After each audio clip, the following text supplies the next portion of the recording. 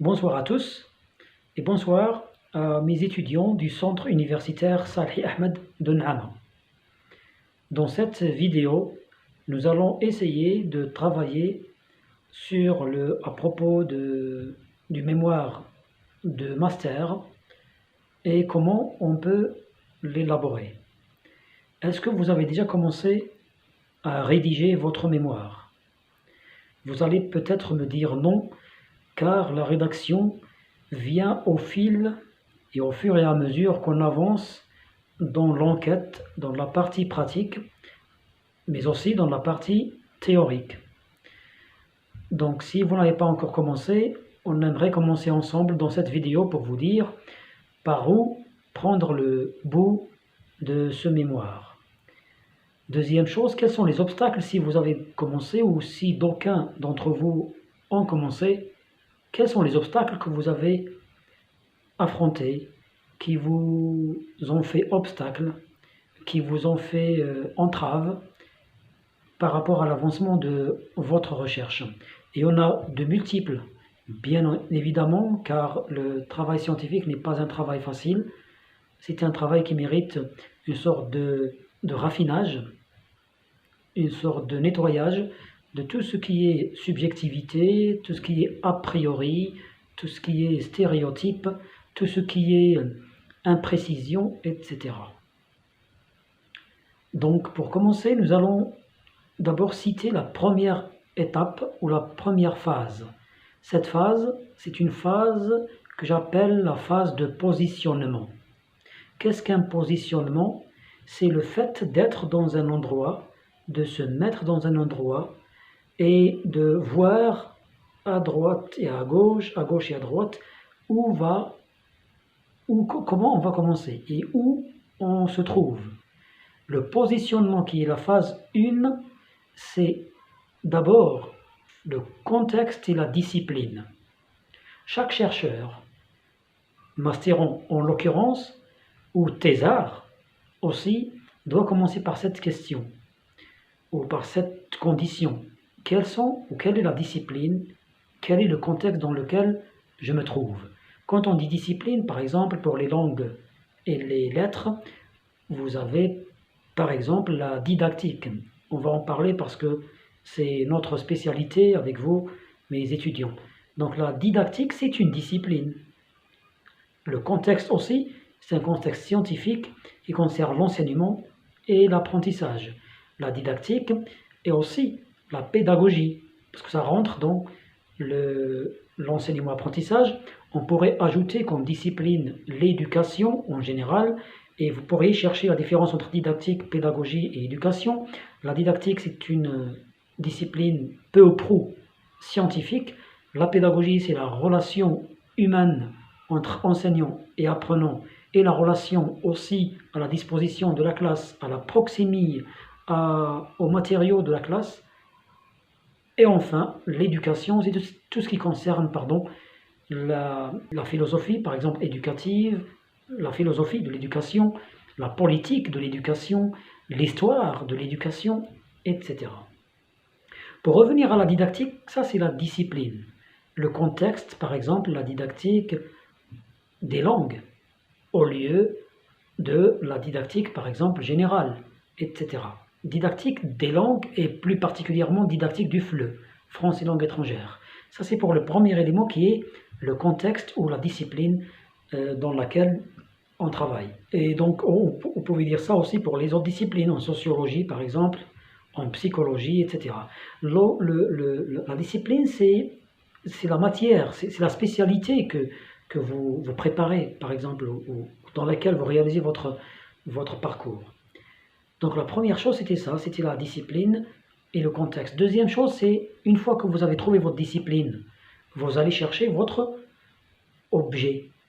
Car la discipline est vague, elle contient beaucoup d'objets. Pour prendre l'exemple de la didactique par exemple, en didactique, vous pouvez trouver plusieurs éléments à travailler. Par exemple, la grammaire, l'enseignement de la grammaire textuelle, etc. Vous pouvez trouver aussi, et bien sûr la grammaire, j'y reviens, a une relation avec la linguistique, bien entendu. Là, c'est une discipline connexe qui est la linguistique, qui pourrait vous aider en vous fournissant par exemple les théories de la linguistique afin de comprendre comment le langage fonctionne pour mieux l'enseigner.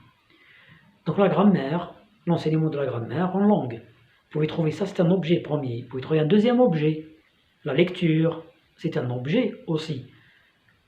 Vous pouvez trouver l'oral, l'écrit, l'oral en production et en compréhension, l'écrit en production et en compréhension avec tous les moyens et les méthodes qui rentrent dans l'enseignement de cette matière, de cette activité, si vous voulez l'appeler ainsi, parce qu'au lycée, au moyen, on l'appelle ainsi, des activités. Dans la séquence, vous avez des activités, vocabulaire, grammaire par exemple, l'écrit, la lecture, etc. Donc ça c'est l'objet. Si vous voulez imaginer, vous imaginez le contexte général, vous allez vous dire, la discipline elle est générale. D'abord c'est le grand plan, si vous voulez, et l'objet se trouve à l'intérieur de la discipline. Quand vous fouillez dans la discipline, vous allez trouver un objet. Donc à l'intérieur du cadre didactique qui est la discipline, vous trouvez l'oral, vous pouvez trouver l'écrit, vous pouvez trouver par exemple la grammaire, vous pouvez trouver le lexique, etc. Donc ça c'est pour le deuxième point qui est l'objet. Troisième point, le constat. Qu'est-ce qu'un constat? Ça vient du verbe constater. Vous seriez dans l'embarras de mener un travail de recherche si vous n'avez pas constaté quelque chose qui n'allait pas, ou si vous n'avez pas une idée sur ce qui doit se faire dans une discipline, dans une activité, ou à propos d'un phénomène quelconque, lorsqu'on parle en général des disciplines scientifiques autres que la didactique par exemple. Donc vous avez un problème. Par exemple, on va vous donner un exemple simple. Le problème de la lecture. Vous avez constaté chez vos camarades, auprès de vos élèves par exemple, dans votre famille ou dans des livres, dans des ouvrages, qu'il y a une difficulté à prononcer par exemple des mots, à relier des syllabes pour prononcer un mot complet, ou à comprendre le sens, ou à lire, une phrase complète sans rupture, sans coupure, etc., chez un public donné, chez une population donnée. Donc vous allez travailler sur ça. Vous allez vous dire, et pourquoi? Vous allez vous poser la question pourquoi, et là ça va vous amener à la problématique. On va la voir après dans la deuxième phase.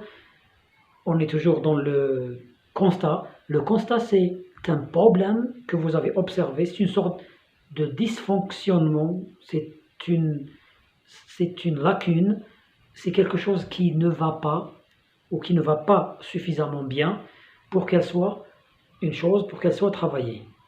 Donc ça, c'est le constat. Le constat, pourquoi est-il nécessaire? Le constat, pourquoi est-il nécessaire? Il l'est parce qu'il vous aide à suivre le fil de votre travail. Il vous permet de dégager votre problématique. Il vous donne également une motivation pour la recherche. Je vois que mes élèves, après tant et tant d'heures de lecture et d'activités de lecture, n'arrivent pas encore à bien lire. Qu'est-ce qui ne va pas? Est-ce ma méthode? Est-ce la façon dont la lecture est enseignée? Sont-ce les textes proposés? Est-ce un problème dans les capacités préalables, dans les prérequis, dans le background, les acquis préalables des élèves par exemple? Est-ce un problème de temps? Est-ce un problème de moyens, etc. Donc ça c'est le constat. Et à partir de ce constat-là, vous démarrez votre enquête. Après le constat, on peut observer également les motivations. Donc dans les motivations, ça rejoint un petit peu le constat. Les motivations, pourquoi vous faites ce travail de recherche? Est-ce que vous le faites pour satisfaire un besoin intrinsèque? Autrement dit, est-ce que c'est vous qui avez affronté, qui avez été en difficulté par rapport à un sujet donné particulier pendant longtemps et maintenant vous cherchez à le résoudre, à dénouer l'intrigue qui est inhérente à cette problématique, à ce problème? Est-ce une motivation professionnelle? Vous voulez présenter un travail afin que vous soyez, par exemple, bien classé dans un concours, dans une habilitation, dans une promotion, etc. Est-ce pour résoudre, là aussi c'est professionnel en quelque sorte, est-ce pour donner du bon travail, de bons exercices, d'exercices efficients à vos élèves, après avoir découvert la lacune, la source du problème, donc vous voulez mieux enseigner, etc. Donc ça c'est la motivation. La motivation généralement rejoint la cause.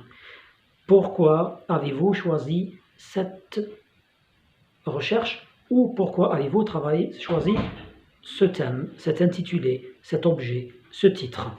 Des motivations, nous passons à l'objectif ou aux objectifs de votre mémoire. Donc les objectifs du mémoire, c'est pour quel? Et enfin, après les objectifs, nous avons les références. Les références, c'est lorsque vous cherchez quels sont les écrits, les articles scientifiques, les ouvrages, les informations disponibles par rapport à ce que vous avez choisi comme thème. Car vous en aurez besoin dans la partie théorique et la partie pratique, évidemment. Donc un travail qui ne dispose pas, qui n'a pas de littérature scientifique et qui n'a pas d'ouvrage de bibliographie suffisante, ne peut pas être mené à bon escient.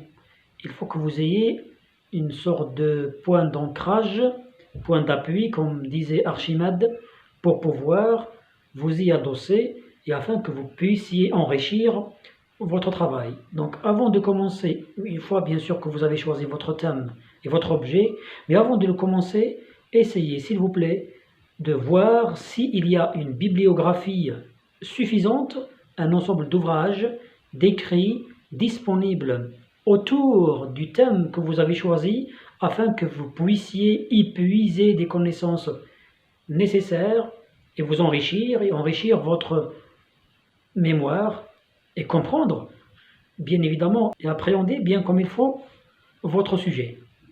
Voilà la condition sine qua non pour vous engager dans un travail de recherche scientifique et dans une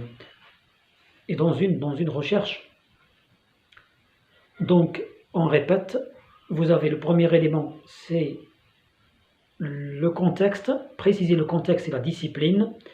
À l'intérieur de la discipline, vous allez trouver l'objet, votre objet, c'est la matière, c'est le sujet principal qui est traité dans cette discipline-là et qui forme, entre autres, qui est une composante formatrice et fondatrice de cette discipline.